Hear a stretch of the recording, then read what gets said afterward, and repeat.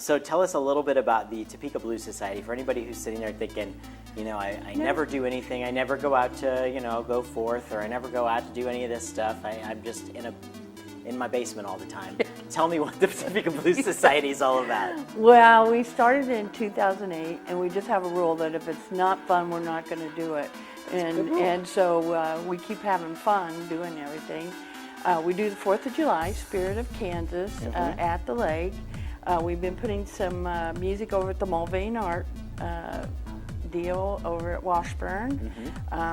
We put some music over at the Fiesta Mexicana. I always say it the reverse, which is not right. And then at Gage Park, we have, in the summertime, we have the 4 months we do Wednesday night at Gage Park. Blues in schools. We have so many artists that come through that give their time and go to the different schools to try to teach kids about blues. We've had them learn about harmonica. I even learned how to play harmonica a little bit, not very well. Yeah. And what do? We just keep doing. We went to the VA and we had some of the artists perform over there. We just keep. We're going to do the Wing Fling.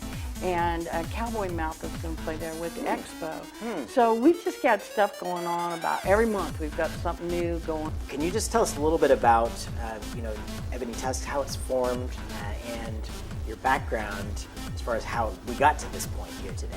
Yeah, absolutely.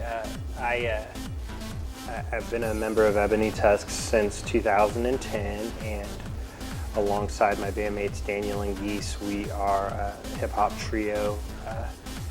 Based originally out of Lawrence, Kansas, but I live here in Topeka. Daniel lives in Lawrence, and our bandmate Geese lives in Kansas City. And we're spread out throughout the Midwest region in terms of places and cities that we play, but very proud to be from this particular strip of Northeast Kansas along I-70. I moved to Topeka in 1992.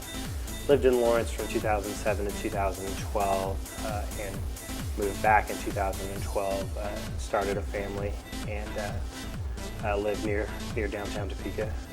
Yeah, well, tell us a little bit about, first off, a Last Minute Folk series.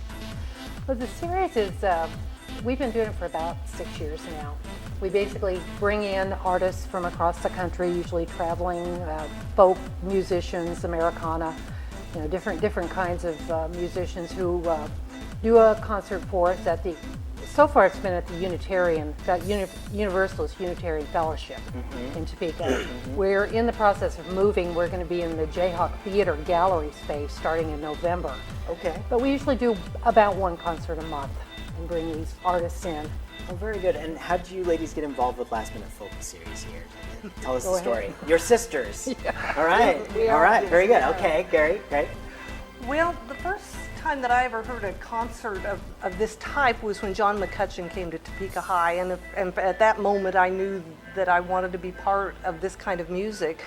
And the Last Minute, and I had gone to the Last Minute Folk had been going on before we got involved at the Unitarian Fellowship with another gentleman, and when he decided to let it go and it stopped, then we got involved. Another woman says, let's get it going again, and we volunteered to do that, and we have been in charge of it since then, as such. So